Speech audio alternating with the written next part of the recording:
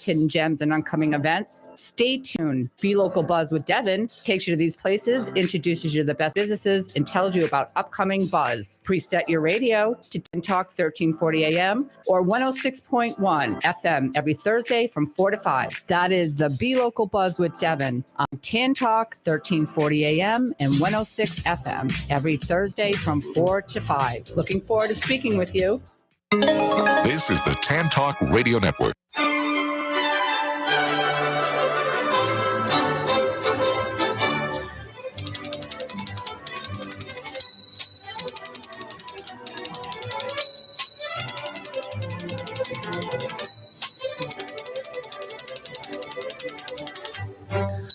Hi, this is Patsy with a Z. Welcome to Joy on Paper, a program for writers and those who dream of writing, and for everyone who wants to know the story behind the book. Coming to you from glorious Clearwater, Florida, the perfect place for writers to write and readers to enjoy a good book. Oh boy, today is a day for women who do things, really do things, and do exciting things. So I am so happy to start off today with a wonderful author. And I tell you, I could not do what she has done. Her name is Alenka I think I'm pronouncing it right, Vresic. And the name of her book is She Rides. Hi, Alenka. Hello, Patsy. How are you this morning? Okay. Well, it's so nice to have you join me today to talk about your book. And my goodness, what you accomplished is so amazing. I was like in awe of you. Well, thank you.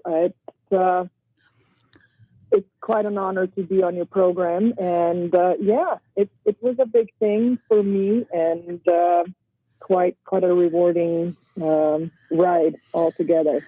Well, today is the release date for this book, and you tell the story.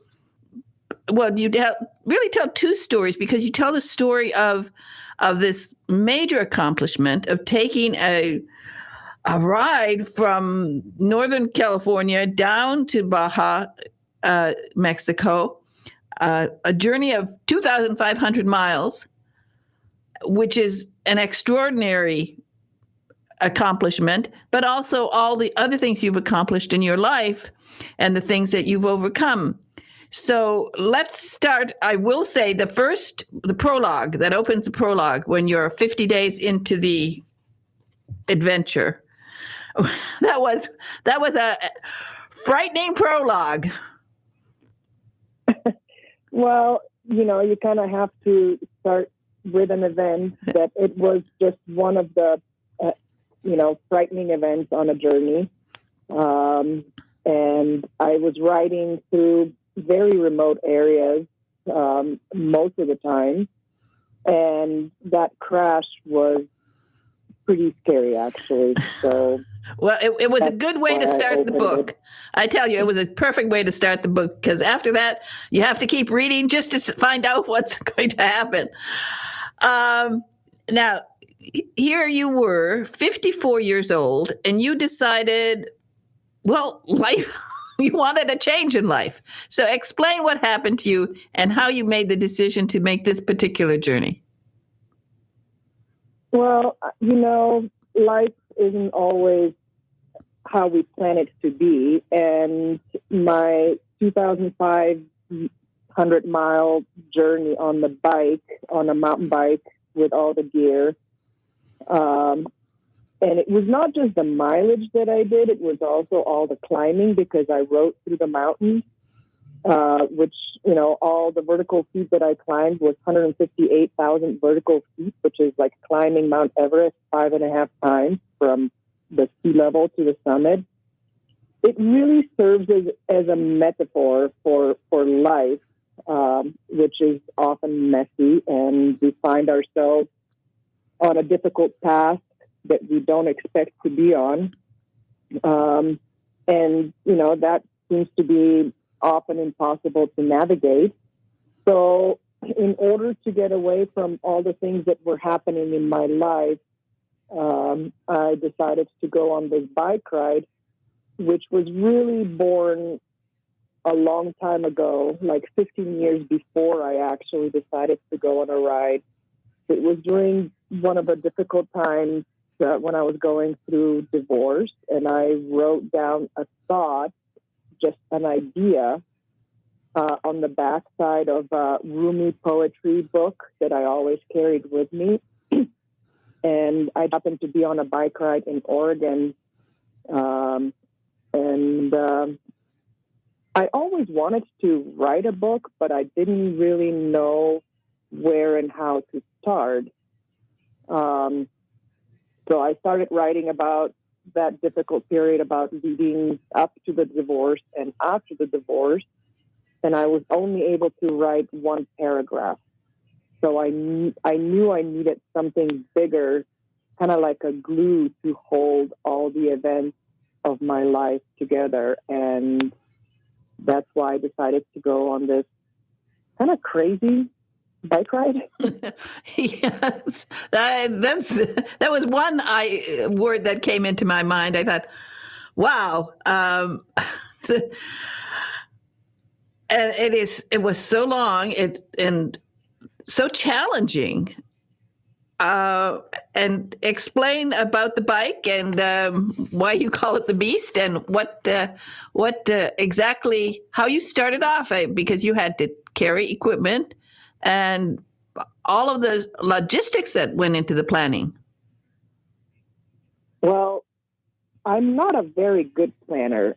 When I get something into my head, I just kind of have to do it. And that's why my father always called me a stubborn mountain goat, because once I get an idea, I can't walk away from it.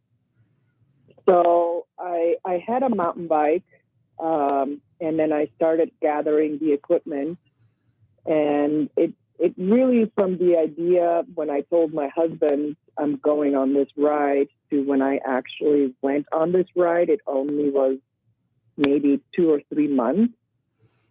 So I didn't have a huge amount of time to plan, but I also am one of those people that just hope that I'm going to figure things out as I go along. So I had to gather all the equipment, like camping gear, tent and cooking gear and sleeping gear and everything electronic wise. That was a big challenge, just to how I was going to follow the trails that I have decided to ride on through the mountains, not just in California through the Sierra Nevada mountains, but especially down through Baja California, which is very rugged and very remote.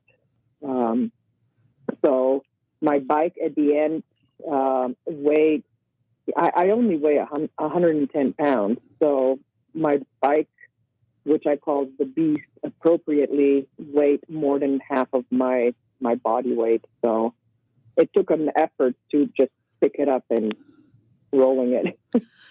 Well, I mean, you are so tiny, and to see you on this bike and you sort of just pointed south and you head off. But I mean, you weren't afraid to be alone like that?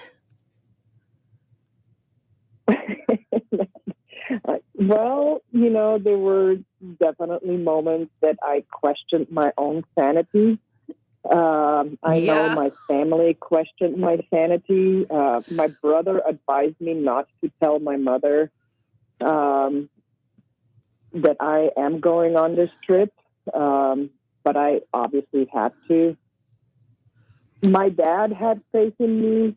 He did say that it was crazy, and especially because I have just gone through cancer treatment.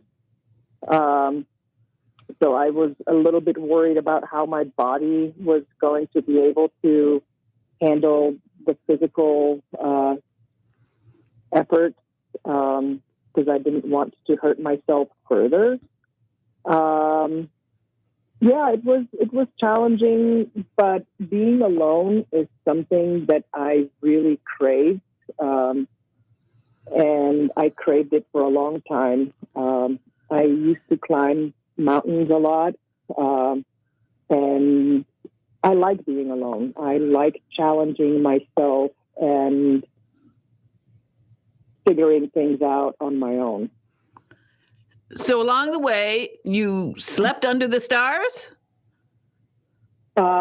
Big part of it was just wherever I could find a place to tuck myself in with a tent, and hopefully I was hidden enough from everything and everybody. There were times that I did not sleep much at night. I was quite tired from riding 8 to 10 hours a day. In California, they were definitely in the mountains, where bears were roaming around, and that was a little bit unsettling. A lot of it was under the stars, and that gives you a lot of time to just be a part of the greater universe. And that might sound a little kind of out there, but you feel very connected with nature when you're out there camping. Well, you mentioned you had just gone through treatment. So tell us a little bit about what happened to you and how did you find the strength after that kind of regime of taking this very difficult treatment? How did you come out so strong? Well, one of the thoughts that I had, because,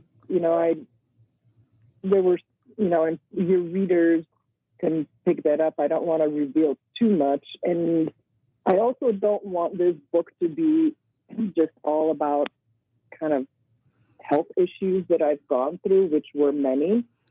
I needed the time and the way to heal. And this journey, I was hoping, was going to do that for me. I was pretty, discouraged about everything that was going on. And I felt that my time was running out, because once you go through cancer treatment, that just kind of hangs in the back of your mind all the time. And I also, again, like I said, not to reveal too much, but everything happened in very short amount of time. When I wrecked my knee skiing, and then the surgery didn't go too well afterwards. So I wasn't able to ski anymore, and coach skiing was something that I did for many years. And while I was still on crutches recovering from a very complicated knee surgery, I was diagnosed with breast cancer. Well, you're right. Because this book is really so much more than just what you went through. It's what you were able to accomplish. I mean, most people, I'm telling you, if you give them a bike and you say, go to the park, they'll go to the park and maybe bike around for an hour and be tired. You have some kind of an inner strength. Well, there's something in you, sort of adventurous, because we'll talk a little bit about, even as a child, you were an adventurous person. You actually wanted to go on the Orient Express. So you have a spirit, something in you that drives you beyond what most people can accomplish. So let's step back. I love that you mentioned about your father, because he was, when you look back at your life, I love the part where you write about your father and about how he read to you. Tell us that story. My dad always had books next to his bedside, and many of those books were English authors, and he loved to read to me, even though at that time as a child I did not understand English, but it kind of set in my mind, and mystery novels was something that he enjoyed for his pastime, even though he read a lot of pretty heavy books as well. But Agatha Christie was one of his favorite authors. And he read to me from the Orient Express and translated at the same time, obviously. And we lived fairly close to train tracks, so I could hear trains all the time. And I was one of those wild kids. I just thought, well, gosh, I think I was maybe 9 years old when I jumped on a train and thought I was going to go ride Orient Express, but I chickened out.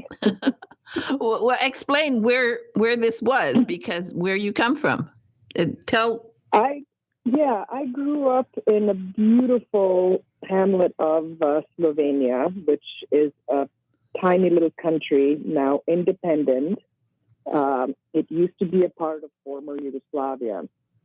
And where I grew up was in the Julian and Karavanken Alps, right on Austrian-Italian border. Lots of lakes, lots of rivers, and also very close to the Adriatic coast. It's only about, nowadays, it's only about a 2-hour drive to get to the coast.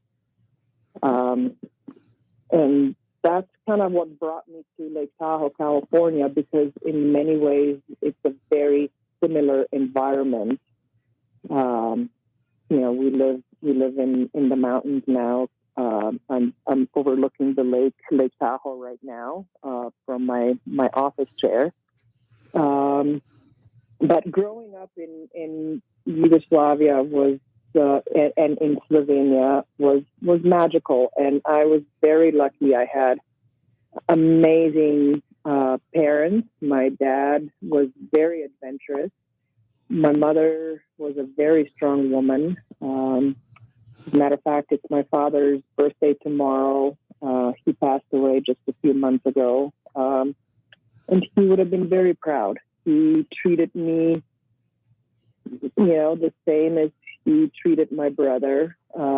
He always dragged us around the mountains, sometimes kicking and screaming.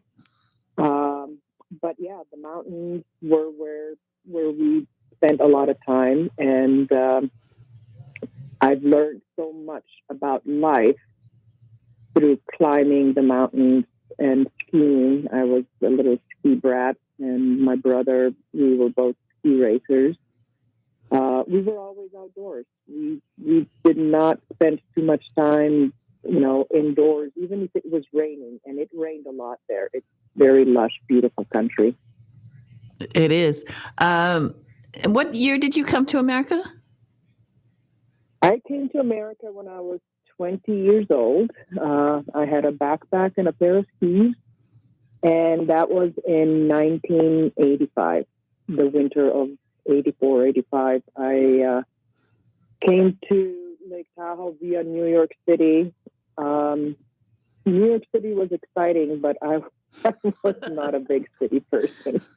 So I very quickly ended up in Lake Tahoe, and which is where I wanted to be just for a semester. I was at the university in Ljubljana, and one thing led to another, and I transferred my credits. I got on a ski team at University of Nevada, Reno, and finished my studies in psychology at University of Nevada, Reno. Well, I think this book it's of course very inspirational. Everybody, when you read this book, it's called She Rides, and Alenka does so much more than rides. She's really, the story is incredible and inspirational. And I still, as I'm reading parts of it, I'd get to some sections and I'd read, you're going uphill. You're going uphill. I wouldn't even want to go downhill, let alone going uphill. People, you had knee surgery. I mean, people after knee surgery, they get on those little bikes that they, have at rehab centers. And that's a challenge. And here you go for thousands of miles. There's some inner strength in you that is really, really amazing. Well, I really want, it's all relative. And I don't want people to think, oh my God, I could never do that. We all have our own challenges and we all feel stuck in life. And I think when people read my book, I really hope that they can just be inspired. And if that means just going outside and going for a walk in the park or going for a walk around the block, that takes effort just to move on. And I think the bike ride just serves as that metaphor in life. We keep moving forward because life never goes backwards. And we just sometimes feel a little bit, stuck, and we need that inspiration. And I really hope that my book will do that. It's so much more than a bike ride. It is. I hope that at my age, I share a bit of wisdom because I have gone through a lot, and I have felt very defeated by life, and I needed this adventure, but that was my adventure, and I hope everybody can go and follow their own dreams for wherever they are. Well, it is. I think one of the things people will find when they finish your book, first of all, you do have deep insights into life, into problems that people encounter, throughout their lives. But it also, I think, offers a lot of hope for people. And I mean, actually, I wanted to get a bike after this book. I need a bike. There you go. That's what I want people to do is get outside and move, because in movement there's such freedom. It is. It's very inspirational and it's a great read. You write so nicely. You are able to capture the moment and bring it to life for people. So altogether, I think you have a great success here with this book. It's wonderful that today's the release date, and I hope people will get it. You have also, I want to tell people, you have a website, and you have a little video there. Yeah, that's a really nice little. I did a lot of filming with a GoPro and iPhone, and I am very technically not inclined, and I had to sift through a lot of video that made no sense whatsoever. But it gives you a little bit of a flavor of what the ride and what the terrain was like, and it was beautiful and it was challenging, and along the way you met so many interesting people, and I love how you write about them and the things that you learn from them and the things that you share about your experience in different locations where you stop and you actually meet people and get to make some friends along the way. Oh, the people, that is really where the whole color came into the ride, and people that you meet on bike ride or climb or hike or any kind of adventure like that. That's really what makes it. That's what flavors everything. And I was met with so much kindness, and it really, through that, I was able to restore faith in life and people. That you kind of get overwhelmed with everything that's going on around us. And there's so much goodness out there. And I was invited into people's homes. People paid for my meal just by sitting there and talking with them. It's just amazing. And especially being a woman traveling alone, when you travel alone, it really opens up so many doors for you because people just look at you differently. Well, that's true. I mean, I did travel alone. When I was young, I traveled all through Europe by myself. I loved it. And you're right.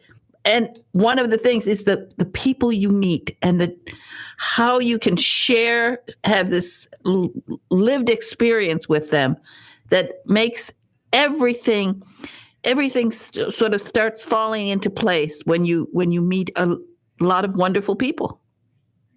Yes, and so you've done a lot of adventures yourself, and I bet we do remember the churches and the castles and whatever we see when we travel, but to me, it's all about the people and You're how right. you connect. You're right. And that's one of the things you capture in this book. It's really fine writing and wonderful book. It's called She Rides, Chasing Dreams Across California and Mexico. It's by Alenka Vresek. And I pronounce it right? Vresek? Well, we have a little, that little roof on the C, so it's Alenka Vresek. But they don't have it though on the book, Vresek. I know, for some reason, because I spell my name that way. Yeah, it is Vresek. I should have known that. I mean, I've been over there, so absolutely. Alenka Vresek, but it's spelled Vrecek. People, you can find it. Just type in She Rides, and boy, it's a great book. And thank you so much, Alenka, for being on Joy on Paper today. And congratulations on the book. Patsy, thank you so much. What a joy to talk with you today. And I wish everybody a wonderful day, and happy birthday to She Rides. Okay, absolutely. Well, if you write another book, you never know. We'll have you back here, okay? I'm working on it, and thank you so much for the opportunity. Okay, thanks. Bye-bye now. Okay, let's play the Father's Day special that you prepared, Big Ed in the control room, and we'll have then I think my guest is on. So let's just play the Father's Day for Nat Geo, because this is a wonderful promo that you've done. Father's Day is a National Geographic Day here at Joy on Paper. Not a lot of dads wear ties anymore. A t-shirt that says "World's Greatest Dad" is cool, but give your dad a gift that keeps on giving. A book from National Geographic is always perfect. There's a Nat Geo book for every subject under the sun. Wild animals? He'll love Carlton Ward's Path of the Panther that offers new hope for Florida's endangered panther. How about ancestors? Any Irish in your family? Then you must get Jack Kavanagh's Always Ireland. It's heading into summer, the perfect time to go camping. Your dad will love 50 states, 5,000 ideas. Where to go, when to go, what to see, what to do is a book that showcases the best travel experiences in every state. From the obvious to the unexpected, it will keep Dad turning the pages for hours. And then he'll want to grab that fishing pole and start traveling across America. National Geographic books are always treasured. Beautifully written and richly illustrated books from the world's greatest photographers. Give a gift of love. Give a gift that lasts. Go to National Geographic Books website and get inspired. Okay, thank you so much, Big Ed. All right, now I have another guest today who is also a strong woman and has written a book about being strong. And this is a fascinating book, and particularly for people here in Florida. Hurricane season is coming up, and they will love this book. And the name of the book is called The Belonger. It's by Mary Kathleen Mahuran. Well, we'll check that. Mary Kathleen, are you there? I am here, and thank you for having me. Okay. And how do you pronounce your last name? I know, it's such a bone of contention. Nobody ever gets it right. It's Mahuran. Mahuran. Yes. Okay. So the two things about my name are just, a stone around my neck. One is that my parents named me Mary Kathleen, or you can call me Kathy, but you can't call me Mary. And then nobody knows how to pronounce Mahuran, but that's how it is. Mary Kathleen Mahuran. Okay. What nationality is that? Irish. Well, the Mary Kathleen is Irish. Well, yeah, Mahuran is actually Scots-Irish. Oh, okay. Well, it's a beautiful name. And particularly I love Mary Kathleen. I think that's a lovely name. Thank you. So, wow. Where do we begin with this book? It's called The Belonger. And it is, I have never been on a cruise, and I have not been to those islands that you're writing about. So you have to set the scene for my listeners and tell us about this book. And, well, it's a very, very dramatic location. Yes, I'm speaking to you right now from Vermont, which is our home most of the time. But we have a little house on Grand Turk Island, which is pretty remote. I have to fly from Burlington, Vermont to New York to Providenciales and then take a puddle jumper to get there. It's not easy to get there. But once on island, you just get to know everybody very quickly, the culture and the people, and of course the weather is pristine down there. Do you want me to tell you how I came up with the story? Yeah. So we fell in love, as I said, with Grand Turk Island. My entire family. I have 3 sons, and they are expert scuba divers. My husband taught them all. And so we decided to try Grand Turk because it has the 3rd largest coral reef in the world. Coming from our little town in Vermont, which is so small we don't even have a traffic light, we were really comfortable in the small town of Cockburn Town on Grand Turk. And a few years went by, we visited as often as we could, and then we finally decided to buy something. My oldest son's name is Bruce. The character of Byron is based on him. He was the one who just said, Mom, we have to figure out to buy something, anything, just to get in the market, because we knew there were going to be a lot of improvements. There was an action plan going on. So we bought this little wood house, and it almost immediately blew away in Hurricane Irma in 2017. That was the first Cat 5 that had ever directly hit the island. And I was going to go down there. I think I'm a tough girl sometimes, and I was going to go down there and deal with insurance. And my children were horrified because there was no communication with the outside. There was no internet, phone. We didn't even know, what our house looked like at the time. And so my boys forbade me. They were all grown men. And the oldest and the youngest gathered survival equipment together, managed to make it to Providenciales and get to Grand Turk. To this day, I'm not really sure how they pulled that off because there weren't supposed to be any flights. What we didn't know was there was another hurricane right behind Irma. And my boys were trapped in it. All of our friends. It was, again, a Cat 5. And for a few days, I didn't know if anybody had been killed. You can imagine the agony of that experience. But miraculously, no one was killed on Grand Turk Island. The shelters were strong enough and welcoming enough. Even the undocumented workers were safe. And of course, that was something to celebrate. There was no point mourning the loss of my house when my sons and my friends were alive. I'm sure you can picture that. But it was the stories told afterwards, all the great adventures that one has when you're trying to survive. That inspired the story. Whew. Yeah, well, so there you had my house, and it's gone. You have to start over? Oh, yes. But I don't know if you remember those years, 2017 and 18, all of the Caribbean needed building materials. And so any reconstruction took years. And we are rebuilt now, and we still love our little island.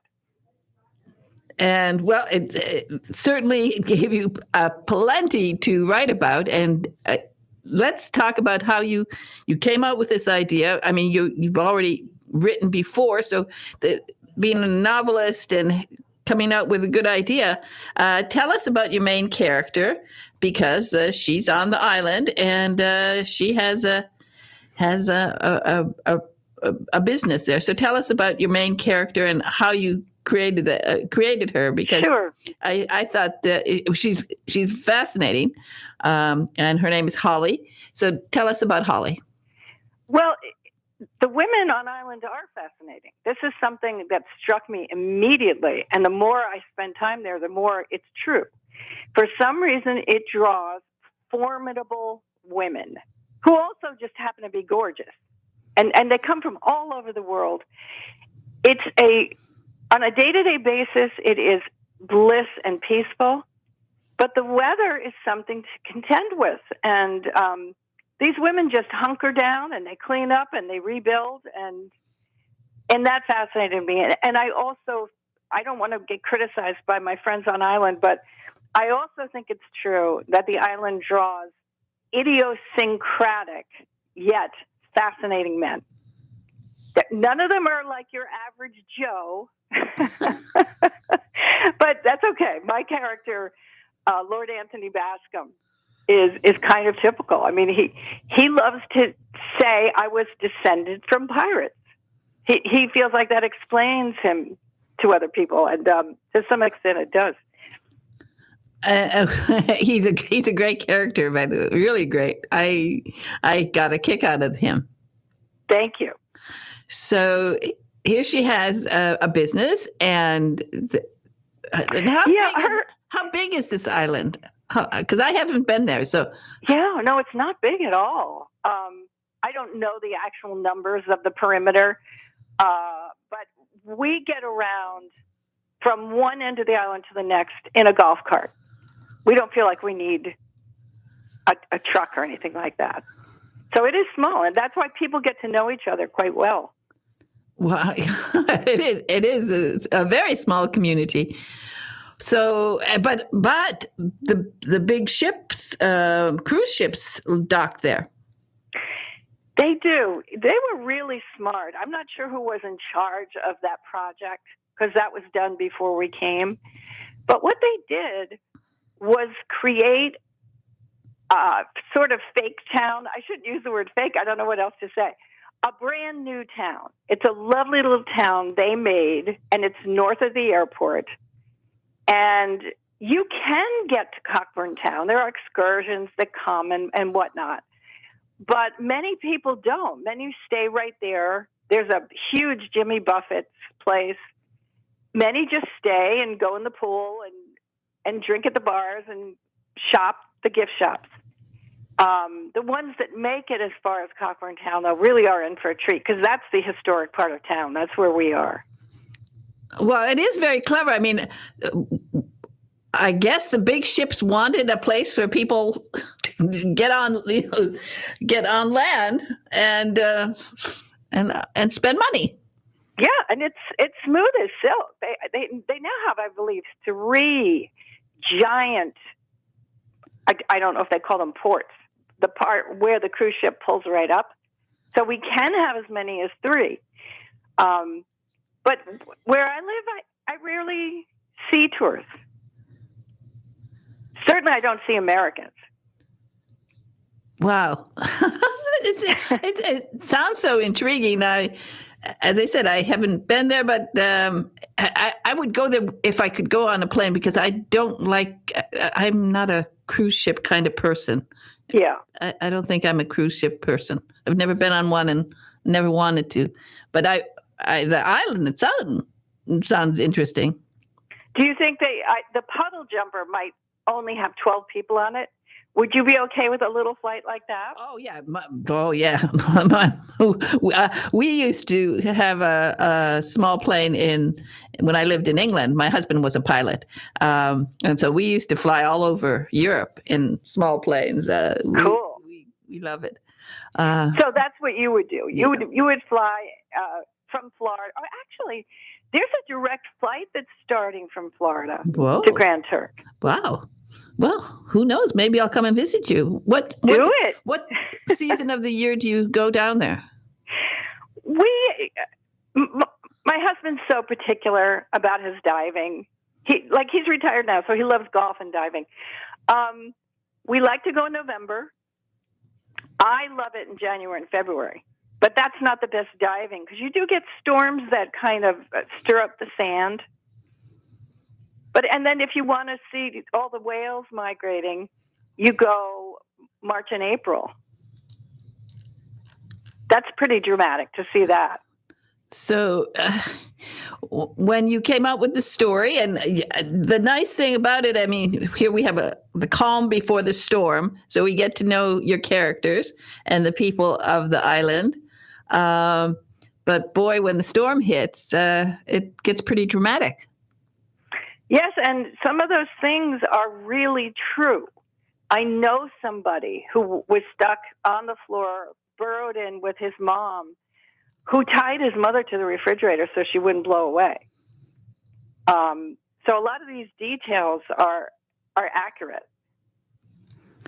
Wow, it's exciting when we get to that part, and the entire story it's charming.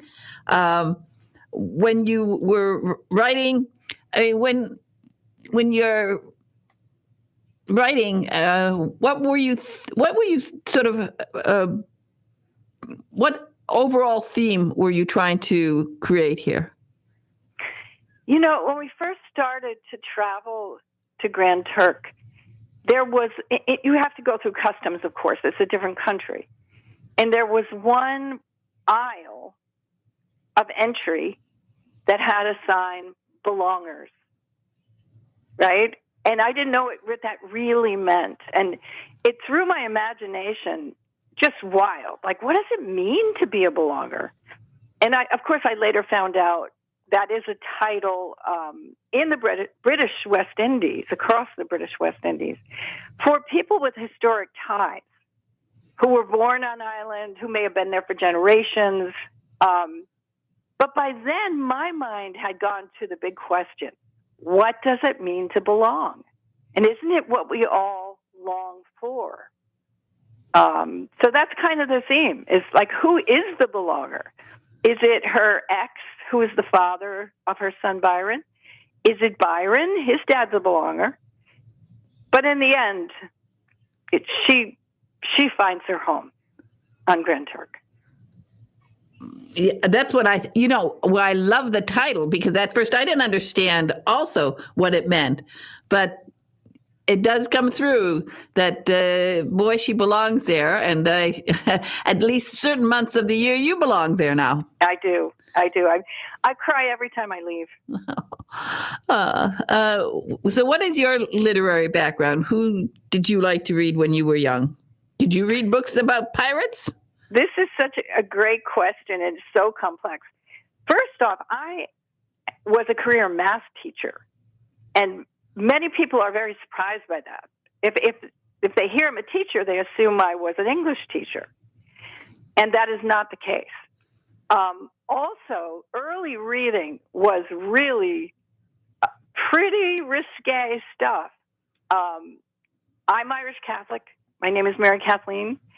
And I went to a neighborhood. I was born in a neighborhood where the church was built first. This is in South Jersey. So they built the church, and then the GIs built their homes around it. But there wasn't, like a lot of extra money. So there weren't a lot of books at school. It was like the first year the school opened, the Catholic school. And I liked to read. So I would just get up to the top shelf. My mother would put her books, which could be very, risky for a kid. I would grab one and I would read them. And the funny part to me, are you Catholic by any chance? No. Well, especially back then, when you walked into church Sunday morning, there was a little booklet that listed all the banned books. Yes. My best friend was Marcia Sue Loretta. Very Catholic. And yeah. I remember that banned book list. And, in today's banned the book climate, I mean, I really reflect on it a lot. But I came to realize how many of those banned books my mother had. Like Valley of the Dolls. Oh, yeah. John Updike, Portnoy's Complaint.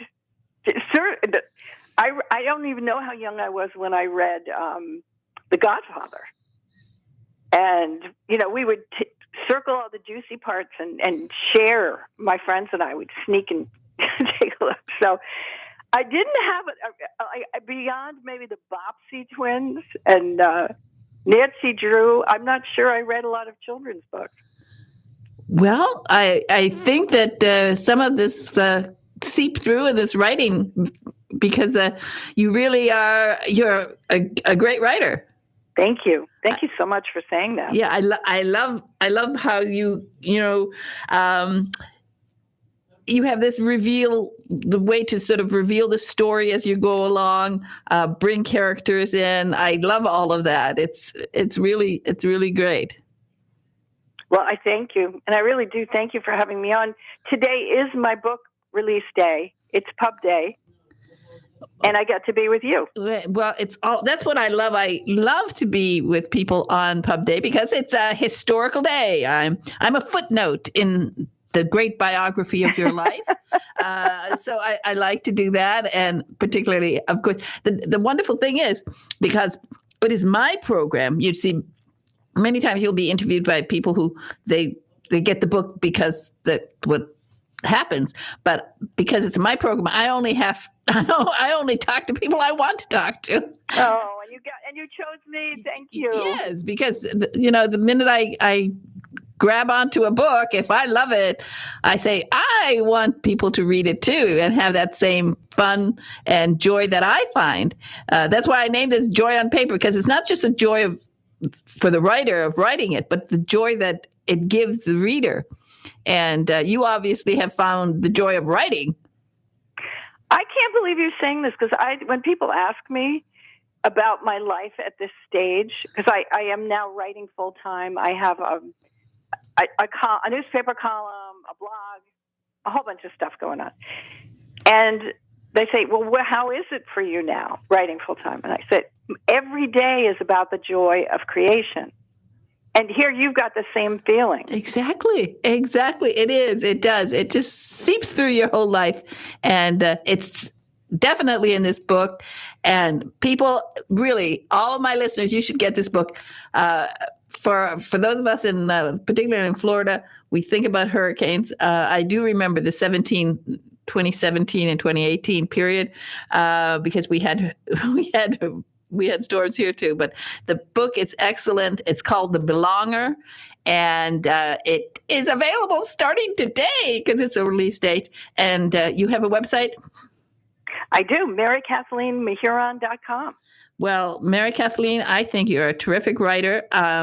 And thinking about math class, I do also, I'm like one of those few people in the world who actually does quadratic equations for fun.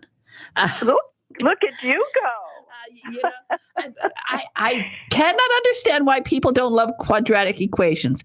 They are. So do you mean for fun? You must mean the actual factoring. You'll actually factor it. I love it. I love playing around. It's a puzzle, right? It's a puzzle. It's better than Sudoku and anything else. Crossword puzzles that bore me now. But boy, give me a good quadratic equation to take apart. I'm so happy to know you. Well, maybe you never know. I'll land up over there and come and visit you, and we can. It'd be easy. Just go downtown and say, "Where's Kathy at?" And they'll point to my house. Okay. Well, that.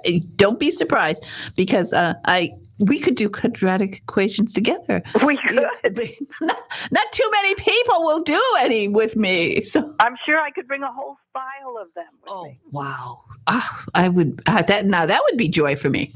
So okay. It was wonderful talking to you. Have a wonderful day today. Mark your calendar. Put me in the footnotes of your biography. And the name of the book is The Belonger. It is available today. Everybody get it and enjoy a great read. Thank you so much for being on Joy on Paper. Thank you. Okay. Bye-bye now. Bye-bye. Bye. Wow. Oh, I love that. We're going to play, I wanted to play one more time Bria Burton's Book Buzz, because we're going to have Bria Burton is going to be a guest host here on June 27th, and then on June 29th, Devon Miller. But let's play her Book Buzz. Hello, fellow sci-fi readers. This is author Bria Burton reporting for Joy on Paper with your science fiction book buzz. Today's communique to galaxies near and far includes a 2023 series starter, Rogue Pursuit by B.L. Dean. The young adult novel is book 1 in the Shades of Starlight series and is available in print and ebook. Now, let's download the book buzz. In the midst of a smuggling run, 17-year-old Perrin Hightower gets recruited to assist Ty, the con-fed cop. Little does Ty know the ex-partner he's tracking down for betrayal is also Perrin's ex-boyfriend, a double agent involved in her underground network. One of the best wormhole pilots, Perrin smuggles necessities to the outer colonies. A recent cryptic message from her ex reveals he's on the run with galactic-level dangerous information, and Perrin joins Ty under false pretenses. She needs to find out what her ex knows and get that info back to the network. They travel the wormholes from system to system, and Perrin has to keep up her game of cat and mouse with Ty to hide her true intentions. When they discover the Confed intelligence agency has been tracking their movements, Ty confesses secrets of his own. Each new revelation in the case leads Perrin into greater jeopardy and into a deeper conspiracy than she could have imagined. This space opera spy thriller launches readers into a page-turning, swashbuckling adventure with a touch of romance. Author B.L. Dean is a science. Hey, all right. Well, Bria Burton's going to be here, right here in the studio on the 27th, and that's going to be really exciting because she's lined up 2 great guests, and I'm so grateful for her to taking over for me while I make a trip and see my son. And also, Devon Miller is going to be here on Thursday, the 29th, and he also has lined up some really great guests, and it's really terrific of them to take over Joy on Paper. And they're going to have fun because they love to be behind the microphone, and they love to interview and talk to authors because they both have found the joy on paper. So I, again, thank them so much for organizing their lives around joy on paper. And everybody just remember what I always tell you, that one of the joys of life is to see your words on paper or to hear them spoken in an audible book. Or if you're very, very lucky to hear those magic words, lights, camera, action, and your book will be turned into a major motion picture, streaming video, or perhaps a series on the Hallmark Channel. And you never know, and you won't know unless you start writing. So please start writing, and maybe like for Carol J. Perry, I'm hoping that one of her series, she's got 2 great series. Haunted Haven is set right here in Florida. Oh, I love that series. So you can check out her books online, and she's got terrific books, 13 books now in her Witch City Mysteries. So check them out. And meanwhile, say something nice to somebody, and I will say something nice to Big Ed in the control room. Thank you, Ed, for everything. And again, thank you to Larson & Larson for supporting Joy on Paper. And everybody have a wonderful, wonderful day. Bye-bye now.